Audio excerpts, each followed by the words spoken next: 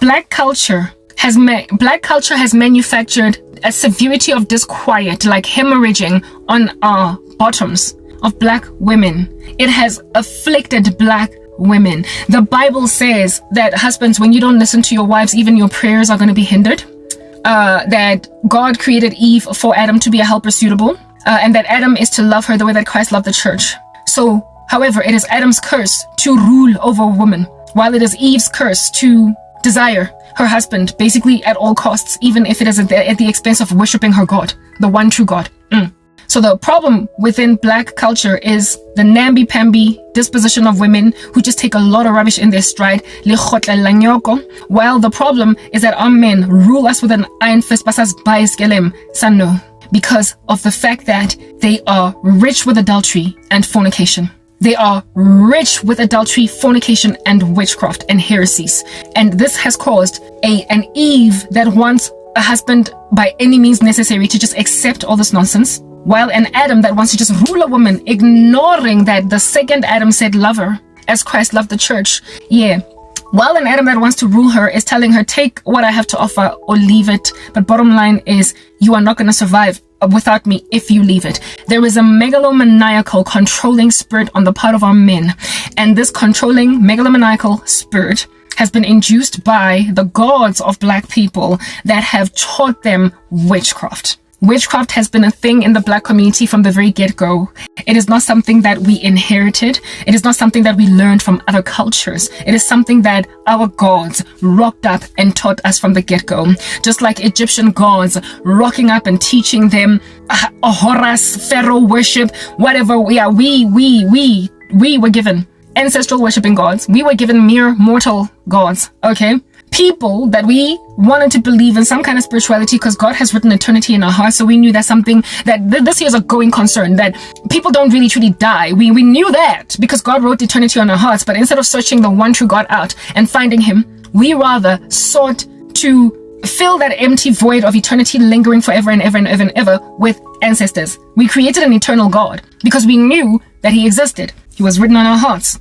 It was written on our hearts, but it was the wrong God. It was not even one God. You are polytheistic. You worship many gods. But if your gods isolate, single out for protection and care and favor any single unique gender, he is not God. If your God does not love men and women equally, he created us, albeit with different functions, nonetheless equal. If your God does not take up the cause of men and women alike, children, whatever, if your God favors only one group of men, one group of people, above another, he is not really God. And in black culture, the gods of black culture, the gods of ancestral worship across Africa, yes, like it meant, they hate God, they hate women. The gods of black culture have no regard for the emotions of women. And God made women more emotional than men, meaning that the depth of exquisite sorrow and pain that we can feel as black women is especially high tea because our gods don't care that we feel. That when you prick us, we bleed. Black gods hate women because black gods promulgate theories, doctrines of demons, destructive heresies that cater to the needs mostly of men than of women. Black gods literally don't care about the plight of women. They don't. Ancestral worship is so misogynistic that as black women just honoring your culture, you are made to ignore because badimu ba approvile. Abo mama betu are constantly, even though they in and of themselves endured a lot of rubbish from our dads, they're constantly inspiring young women to hotlela some of the grandest abominations under heaven. We are told we are told to just take a man, noma aza nabantwana bayi-7 from 7 different baby mamas. We are told to take in our stride the fact that men sometimes want to taste the goods before they put a ring on your finger, and never mind tasting the goods, they insist ukuthi umnikeze umntwana before azokukhiphela amalobolo. We've got men who don't care for the fact that we want stability and security. And so they insist, because they're fornicators and adulterers, that we just give them kids in Jefela before he will engage you in marriage. Like, I had a friend that had a guy rock up and insist, even though she was convicted that she didn't want children outside of wedlock, he insisted on umntwana until, even though she was strongly convicted, wamnikeza never mind one child but two, and this guy never married her. He already had a baby. He was already a baby daddy ngaphandle somewhere, evidencing that he hits it and quits. Plant a seed inside a woman's belly. But he convinced her how? Again, the black gods, how they love witchcraft. How you grab a woman whose faculties are intact and has rightly made a decision that I don't want to have a child out of wedlock. How do you take a woman like that is still in her 20s? So she got plenty of time. How do you grab her and make her give you 2 babies? Of course, you change her mind with black God's idea of control and manipulation, megalomaniacal witchcraft. Witchcraft. Like, kuthandwa imithi. People love witchcraft in the black community, and it makes us very, very insufferable. It makes black people insufferable. Do you understand? The way there is so much manipulation and a tactlessness in it and a coerciveness. Like witchcraft. Man, guys. Satan is the god of this world. He blinds the minds of unbelievers. He is not, however, the creator. The creator is God on high. He created ex nihilo, meaning that he created everything out of nothing. Okay? Yeah. So the Lord is the one that can spur up wonderful, beautiful, butterfly-giving feelings in your heart for a man, and vice versa. When then you suddenly have got butterflies in your stomach, but it's not really butterflies. When then you suddenly have an attraction to a man, but it's not really attraction. On that day, my sister, you are not in love. On that day, you are in prison. When somebody has given you sentiment that is not yours. When all of a sudden you want to lay with Jabu Temba or Sfeso. On that day, my girl, you are not in love. You are in prison. You're in prison. And black men love to imprison women. It's a black problem. And it stems from long ago, where it is that we are just, like I said, black gods hate black women. And when you are not loved as a woman, your desire being for your husband as Eve, who has been cursed with that. Therefore, if you are not loved, you are going to hate. Hi there, what's up? Finally, my power bank works the way that I want it to work because I've got the right USB. Anyway, I'm outside now to complete this discussion. Okay, my septum piercing is out of whack. Where was I? Yes, I was speaking about how it is that black gods, they don't like women. They don't like women. I did a video some time ago where it is that I was. Let me just put my power bank underneath my armpit so that it's more easy to carry. Yeah, I spoke about how it is, women, black women. I was trying to implore you to, I apologize for the wind, give your lives over to God.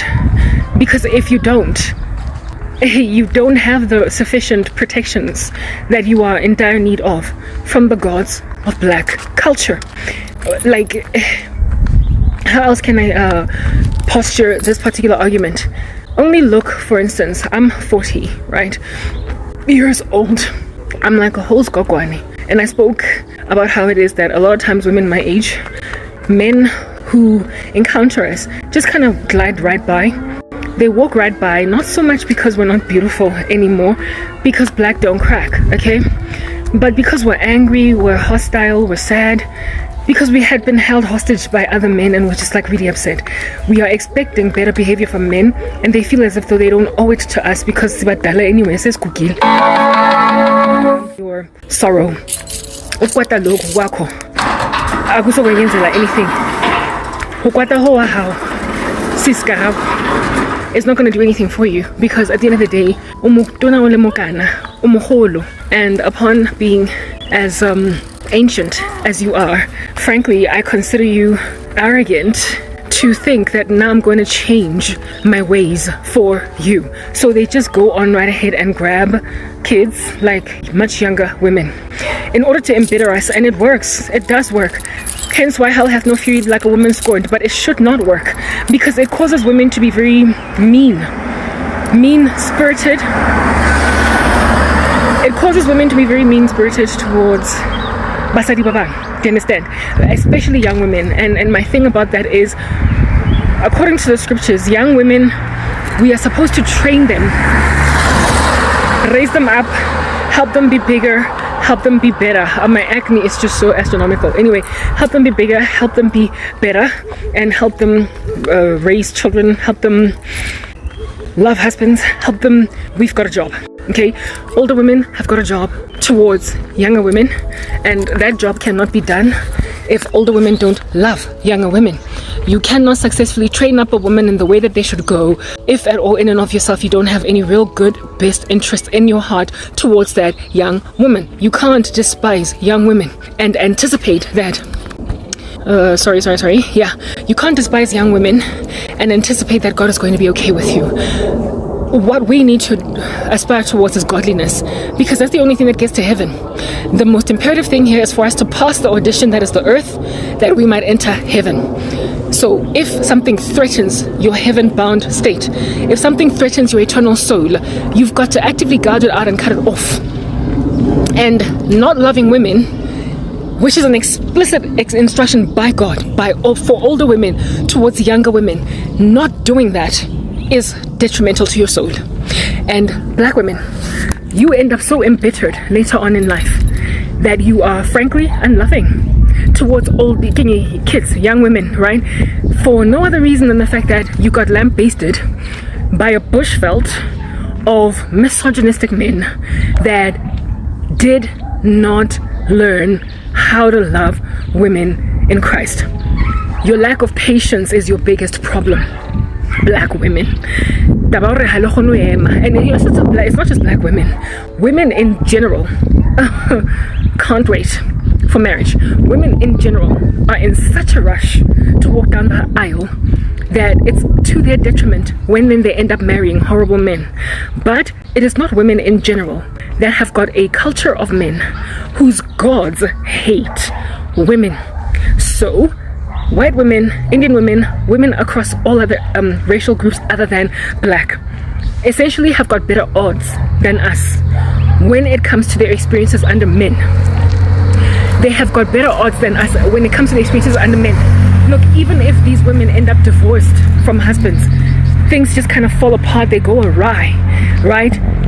Very rarely are you going to find the level of sabotage and neglect and abandonment on the part of white women, for instance, over daughters.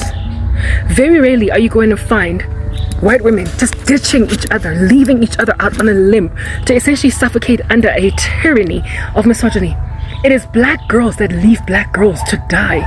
So something obviously is inspiring this much ridiculousness in black women against other black women. There is something so dire that is messing with us as black women, that it is causing us an excruciating abandonment complex for other black women.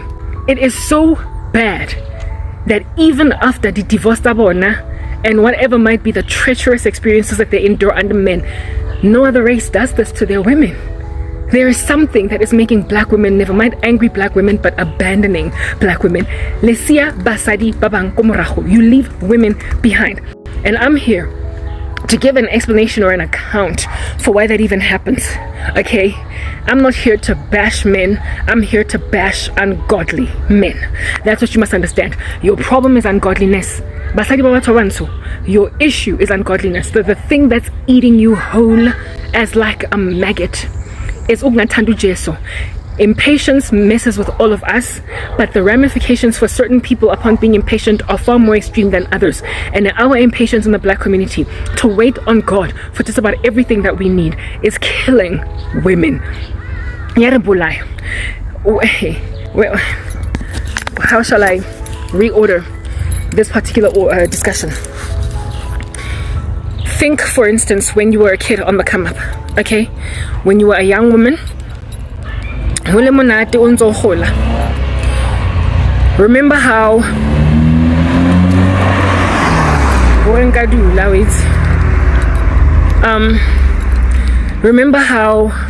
maybe I can actually sit. I don't know. I enjoy walking. I don't know. Yeah, ish. No, maybe not. Yeah, it's just like literally too much activity going on. Oh my goodness, there's like sand in my shoe. And it's not even a shoe. I told you guys, you will remember all of us, when we were growing up, the guys that we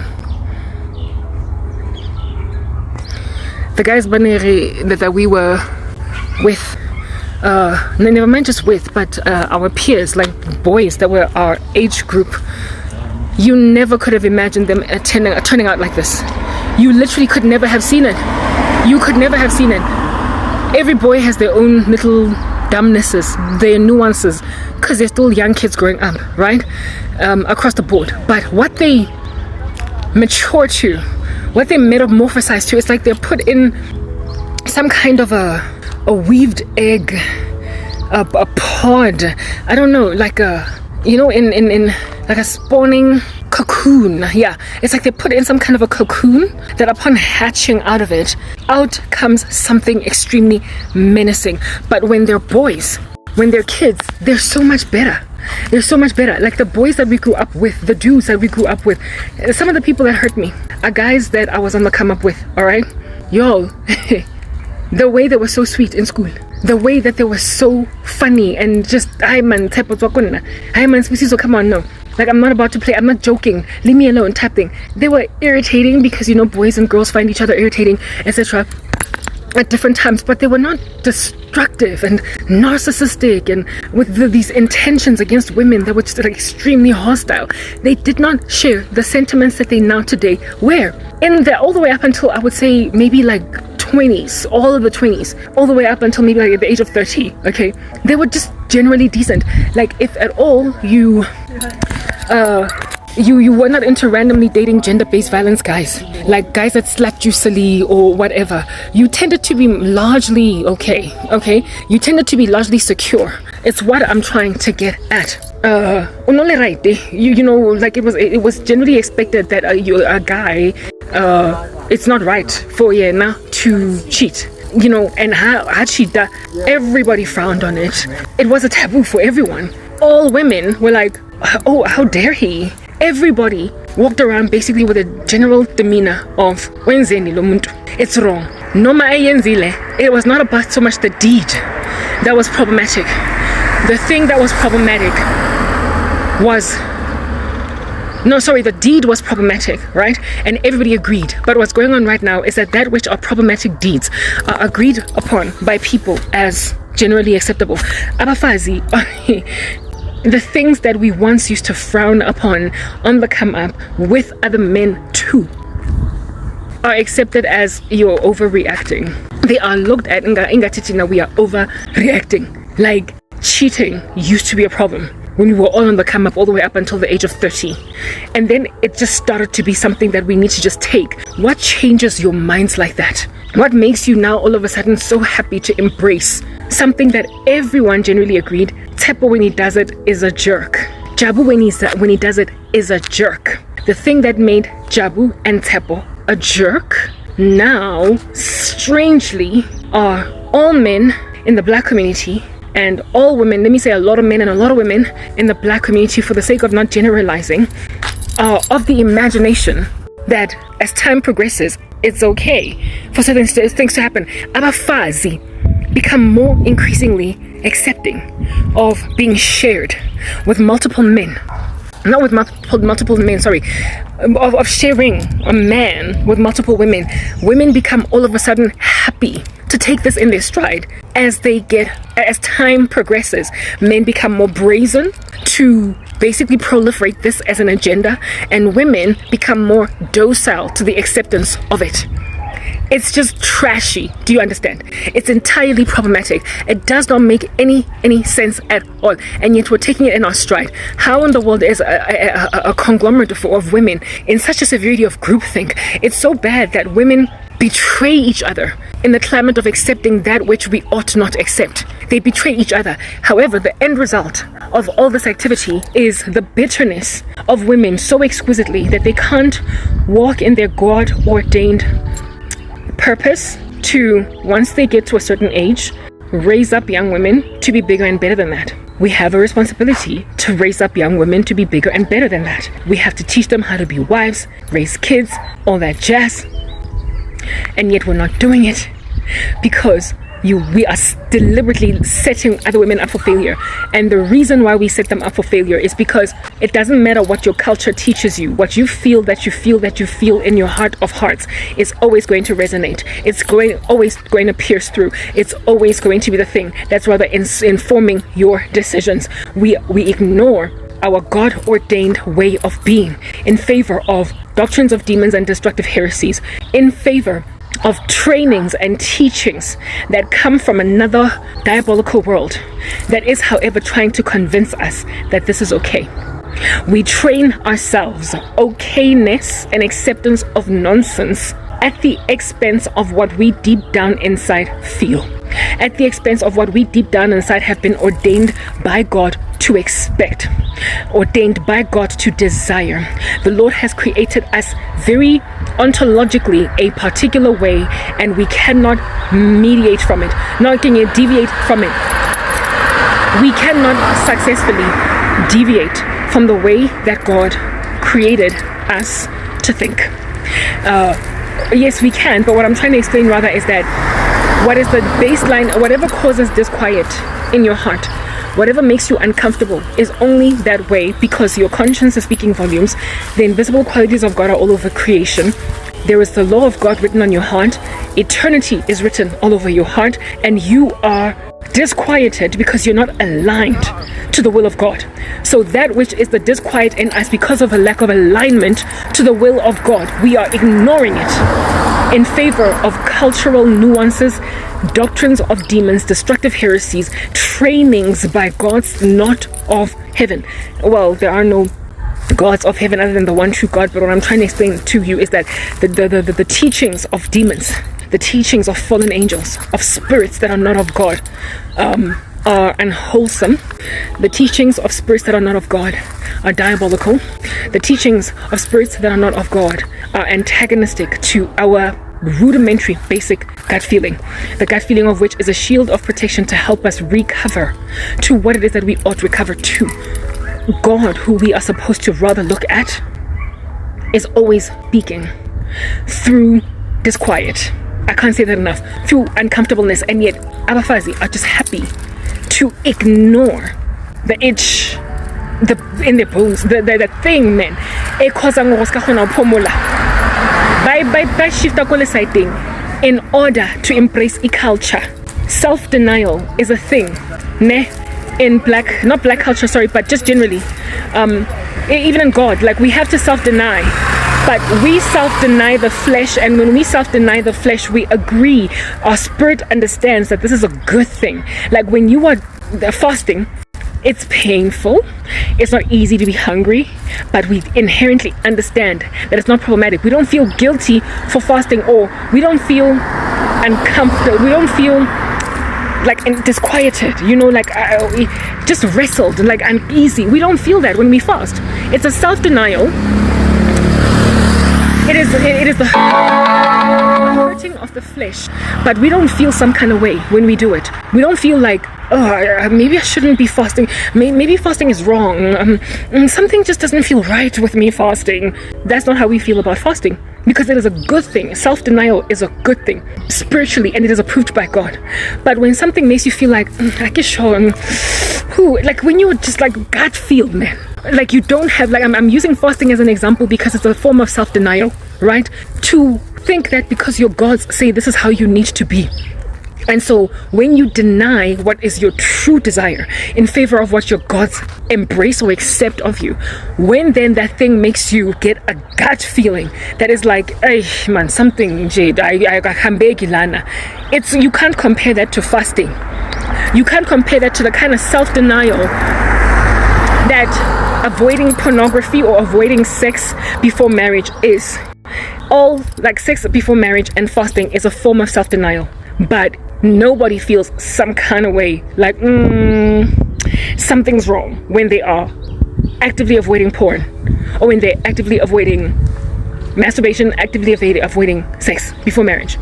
You feel like you are achieving something good, like you're doing well. After your first day, your first month, your first year of celibacy, you feel really good for achieving success in that regard, because it is a healthy self-denial that is godly. But to self-deny yourself the protection of your emotions as a woman, because you're busy embracing being a second wife to some guy, thinking ukuthi amadlozi enu are happy, and so you self-deny your peace and your tranquility and your quietness in a marriage with a man that loves you the way that God loves the church. It's not the same as fasting, because that gives you a gut feel. That makes you feel like something.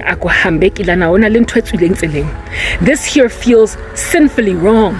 Something about it just does not add up, because it is ignoring your basic needs as a woman. It is ignoring your wiring, the makeup of who it is that you have been made to be in the image of God. It is ignoring your emotions. It's ignoring all that, just like ignoring your hunger because you are fasting. Black women then go on right ahead to equate it, to imagine that ignoring their desire to be exclusively loved by a man, like the tantamount of fasting, because that's your self-denial according to the gods of black culture. All you need to do is look at just to prove what black gods hate women. And so basically, if at all they hate any single demographic, they can't be gods, is how it is that young men on the come up are generally decent, bashapo, and I mean, we get along. But somewhere along the way, hopefully divide, man.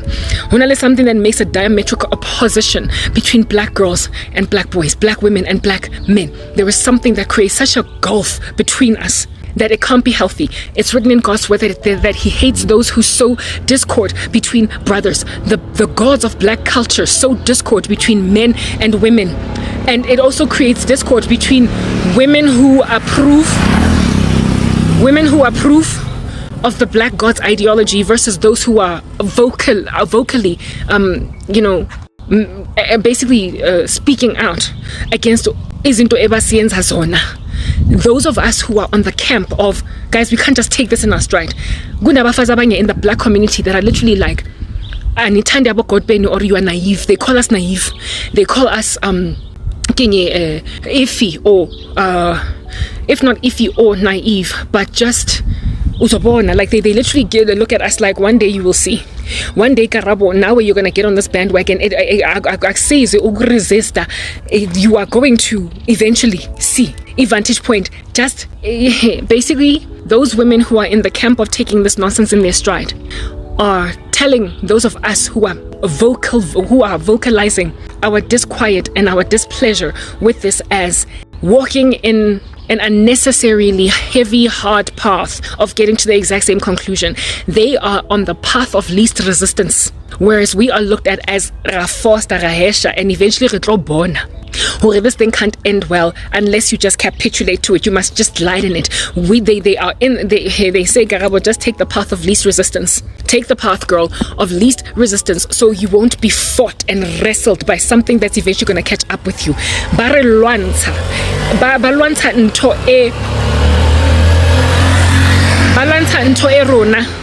They fight the thing that we refuse to accept. In other words, that gut feeling, that's like I can't, otherwise check into psychiatric hospital. I'm going to end up in Fontaine over Munna. Please, I'm not going to do it. Yeah, they ignore that. When you can tell that you're going to end up hospitalized with a mental illness, they say the only reason, girl, you end up with a mental illness is because you don't want to relax in something that's the only way to be. Take it from me, girl, I'm 35, and so for those reasons, I've seen it. I've seen life. Good naive to think you can fight this thing, because if you look around, girl, look around. Wonkumuntu is embracing the culture, and it's like, really? Yeah, okay, fine. Look around. Maybe people are embracing the culture because black gods are making you do that. But look at kids. Look at us when we were teenagers. Maybe these guys never sahlahangi that much. And you would think young men are the ones that are foolish here. Young men who are sowing the royal oats all over the show, sleeping around all over with many girls. Even in that debauched state, they still were a lot more respectful of the general cause of women. They still had more mercy on the emotions of girls. They still were more responsive to the tears of women. Like Ukalagwetu was more appropriately responded to by teenage boyfriends than the men that we are now today married to at 42. Ukalagwetu abenandaba. It's like they feel as if though we are spoiled. So So older women are the ones whose tears don't get wiped away, while teenage girls are out being hugged by boyfriends. Our guys, our own black boys, were far more appropriately responsible to the cause of black girls in a way that as they get older, they don't. Meaning that your gods, you see, the thing about any god at all is that he either sanctifies or he humiliates, but he definitely changes character. You cannot meet with a god and stay the same. You cannot meet with a God and stay the same. So when you meet with the God of heaven, you get sanctified. You get made new. You get made a creation where old things pass away, and behold, all things have become new. When you meet with the God of heaven, you go from being a real piece of work to an admirable being. Do you understand? But when you meet with the God of this world, Satan, when you start to develop sentiments, when you start to develop adorations for sorcery, where when you do tarot cards and psychic readings and all these things, and you allow these demons to come in, your character withers. It wears out, right? And then you become worse than before. So where before you were jovial, jocose, and cheerful, now you've got an attitude, you're all grunge, you get my point. Yeah, you can't meet with a God and stay the same. You can't. One God declines while the other God inclines. The one God makes you a better person and refines your character, while the other God just makes you a real piece of work, like I said. So therefore, given that you can't be with a God and stay the same, the gods of black culture, you can't stay with them and stay the same. And given that they're not the one true God, they therefore walk in the fruit of the sinful nature, and so they decline people's character over time. It causes men that were careful for women's emotions to not care anymore, to let our tears be these heavy things that land with a gong on the floor, a thud on the floor, and then be like, you've broken my tiles, and be with her and love her better than you when you were the one that was ride or die, etc. Black women are the ones that take that nonsense in their stride, and there's a camp of black women that are literally saying, Karabo kunjalo nje. It's like that. Oscar Lwanza, this thing, don't fight it. But like, how in the world are you going to not fight something that has no care for your grandmothers and your mothers and your older sisters? It only cares for young girls, young women that are yet to be traumatized by the insanity of the moral decline of black men. Why would you want to just let that go? All these women that are in the camp of just accepting the status quo or the grain, they are, like I said, in a path of least resistance, hoping that somewhere in the future they are going to successfully manage, do you understand what I'm saying, to overcome tabaure. They feel robbed. Something is not adding up. There's a vacuum inside them. I don't know how many times I can say this. Very rarely, if not at all, completely, do women who are in polygamous marriages get along. Like we have like examples even in the scriptures of women who were in marriages with one man. They never got along, and the men did not do enough to comfort them. These women had to run to God for help when men were acting a fool. Penina and Hannah are an example. Rachel and Leah are yet another example. Very barely do polygamous marriages ever work out for the women, but the men are the ones that benefit. And the Lord always covered the wife that was being treated badly by the other wife. It was never the husband that successfully intervened on behalf of the wife that is being scorned by another woman. It was always God. God is the one that takes up the cause of women. So much so does the Lord have the backs of abafazi that are at the mercy of polygamy, that he went out of here. So much so does the Lord take up the cause of the women. Okay, I'm losing my train of thought because who busy whatever. Yeah, what I wanted to God, yes, he wrestles men that hurt women, thinking that nobody sees, nobody is coming through for them, and the husbands are complacent in doing anything about it. We know with the case of Sarah how it is that Abraham's indiscretion basically put her as a concubine for 2 kings. Here it is that a man has a wife, and yet he is leaving her at the mercy of other men. And it was God who intervened by plaguing Pharaoh. It was God who intervened by plaguing Abimelech. God is the one that has the back of Basadi. The Lord is the one, like the insanity of Banna, with women doing nothing about it. Nobody can protect us, it appears, other than God himself. So if at all the God of the Bible is the only God that actually cares that women are just being indiscriminately treated by men who feel entitled to them, and women who feel like take the path of least resistance, Karabo, so that you won't be in so much pain over the way that Spusiso is acting tomorrow. Yeah, if God can protect you from Spusiso, why not go to him? These gods of yours of ancestral worship, as in Sizi, guys, these many gods of yours, of multiple deities, have no care for Dabaure. You are not comfortable. And the God of Abraham, Isaac, and Jacob explicitly instructs men not to do certain things to women. And he also gives a special favor to those men who choose to be monogamous. He knows that men are inclined and have a propensity towards polygamy, but he rewards with more favor men who are monogamous. The Lord rewards monogamous men, like it is littered across the scriptures. Not only does he frown upon David with Bathsheba, not only does he frown upon Solomon and his many wives, not only does he frown upon any kind of indiscretion, you get my point, concerning Abafazi, the taking of Sarah by Abimelech and Pharaoh.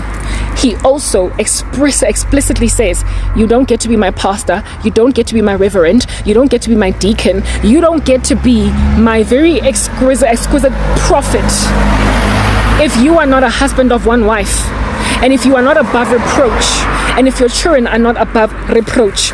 Now let's speak about children. Let's speak about children that are above reproach.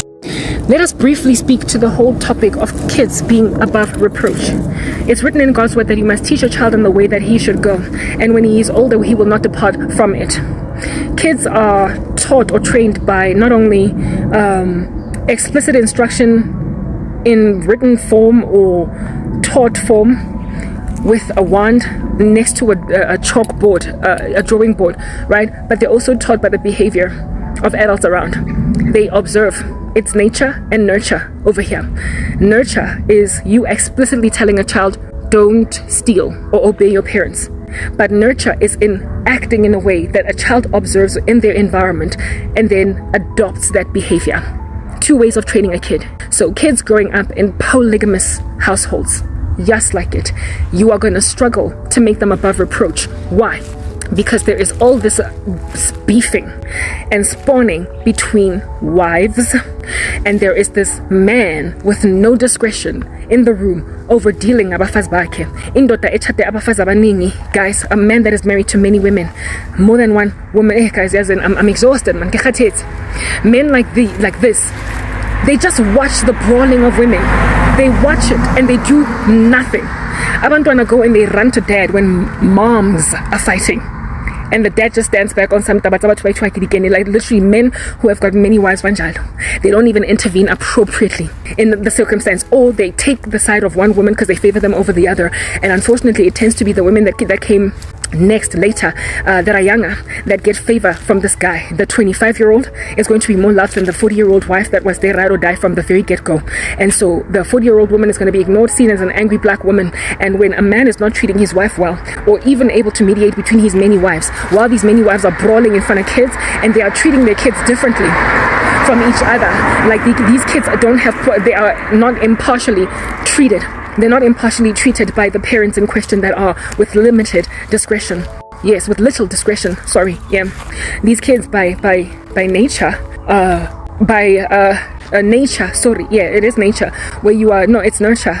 Okay, nurture is your environment around. Nature, I would say then, but training and instruction with a wand on a board, right? A wand pointing to a board where you have put instructions for a child. The kids will, by the behavior of their parents and by the circus that they keep on observing in the household, then learn by influence. They will learn by influence, and so they will not be above reproach. Boy children in that ecosystem will think it's okay to treat women like that, and girl children will also, like I said, path of least resistance.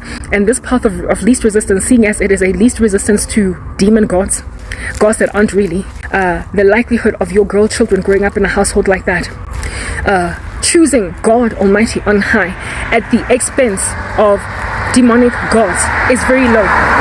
Your daughters are going to think it's okay for them to be treated like this from the very onset, from the very bottom, in the very beginning. Bana ba banyana are going to think, for this to be your life, like daughters are not going to expect love. And when, as a daughter, you don't expect love, you say that God cares more for men instead of for women. You basically lie. Do you understand what I'm saying? Like religions or texts that proliferate the sentiment that God is okay with certain ways in which men behave give him a bad name. And it also disincentivizes women from turning to him truly. Because apparently you've seen one God, you've seen them all. But once you've seen the God of the Bible, once you have seen the God of the Bible, you have seen the God that rescued Sarah from Abimelech and Pharaoh, even though Abraham was not acting appropriately towards Sarah. Now this filter is like crazy ridiculous because the lights are dimming. Anyway, you also see the God that had the back of Hannah after Penina was mocking her. So basically the God that when a woman is lamenting that she's being treated badly because her husband is lacking discretion in terms of mediating between his many wives type thing, God will be the mediator. When a woman is dealing with a man that won't listen to her when she's speaking, she will be rather trained that it is possible for you to walk out of a situation of that nature because it's abusive, because the God of the Bible insists that men listen to your wives, otherwise your prayers are going to be hindered. The God of the Bible says love your wives the way that Christ loved the church, and Christ is jealous for us. Do you understand? He expects us to be faithful to him and have no other gods. And so, and in and of himself, he will be uniquely protective of us, given that we have chosen him as God. Therefore, like I said, monogamy is like a whole thing. Monogamy is like a whole thing. Like, while the Lord might make concessions and allowances for polygamy, he recognizes how detrimental to the emotions of women it is. He also made it clear that once, King Adam and Eve's fall, right? Eve, from now on, her desire will be for her husband. So a woman will be basically very docile to a man's whims, all of them, at the expense sometimes even of her spirituality, while a man will lord it over with an iron fist over a woman at the expense of his own spirituality. But godly men and women recognize the importance as men to love women as Christ loved the church, and as women to refuse to respect and obey and make yourself humble under a man that is ungodly. He does not expect that of us. And when you go to the Lord, not only do you have protections that women generally lack, okay, at the hands of men who insist that they can polygamously still have like multiple wives all over these streets, who imagine that they can polygamously just carry as many wives as they want in their backsacks, and without God having any qualms with it. It's a faulty way of thinking. It's erroneous, like in the worst way, and it is destructive to the souls of women. It is destructive to the souls of men. It is destructive to the souls of children, and God implores you to flee from it if that's the status quo. And black women, because you have loved your gods, you have therefore no protections against the entitled state of our men. Okay, so the filter is looking really horrible right now. Let me either go inside or find some other way. Yeah, okay, I'm inside now, and even though the sun has set, I'm still wearing shades because we're dealing with shady issues. Anyway, whatever now, of course, y'all know this is a filter. Where did I last end off? I believe I was speaking about the acceptance of insanity by women. I did highlight when I was still in the street over there that the path of least resistance is killing women. The path of least resistance is killing men. And this path of least resistance is insisted upon by Satan. I used the scriptures, I used the Bible reading from the King James Version when I was still in the car to help you understand that what's going on with black culture, y'all need to get that a little leaven leavens the whole lump. Within the black community, there is this whole sense of camaraderie, whatever, Ubuntu, wada, have each other's backs, fish paste, and protect our men. We get it. We totally understand it. But the uncomfortable issue with protecting our men is that it's just our men that apparently need protection. The scriptures make it clear that true religion is the taking care of widows and of orphans. Widows are women, orphans are children. So basically take care of women and children. Everybody needs protection because this world can be a dangerous place. But more than anything, God highlights very exquisitely that those that are most in need of protection are women and children. So that you can understand that the God that you serve, black people, is not the one true God, even though you keep on mixing ancestral worship with Christianity. Only look at the fact that in the black community there is this poignant call to protect men. It's weird.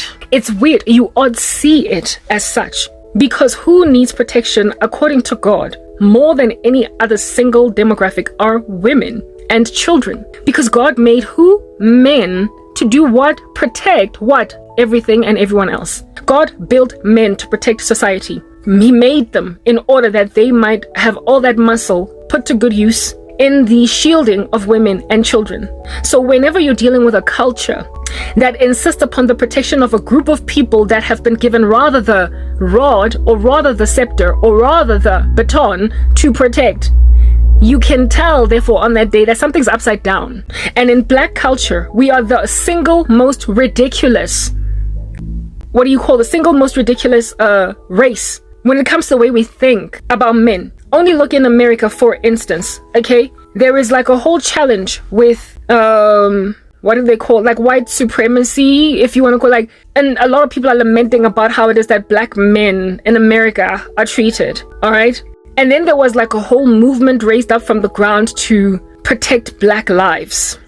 And it is evident from the Black Lives Matter movement that it's not so much Black Lives Matter, but black male lives matter. Because when it comes to black women, there's literally not as much uproar whenever they are killed, whenever they are massacred, and whenever they are afflicted, as there is uproar against black men. And the fact that black men can take this in their stride, where it is that everybody's out here crying and complaining about how it is that all black men are so badly treated, okay, at the expense of black women. The fact that black men are not uncomfortable with the lack of protection of black women, while the whole world insists upon their protection. It's like, what is going on over there? You're namby-pamby. What is happening? I can't stand my background. I'm trying to cover it with limited prosperity, but being in the car is not even in the slightest very helpful at all. I could go to the car, could I? Just to make sure that I'm gonna be so cold. I'm gonna be so cold, like back there. But in the car, I don't have to deal with me shuffling around in terms of my background like this. I can't stand this environment, this ecosystem. It's not conducive. It's not catering to what I'm trying to do here. It's not giving, and I have a power bank that appears to be helping my agenda along. My battery is sitting on 26%, so maybe I should just go outside. I don't know. What do you think? Going once, going twice, and sold to moving outside.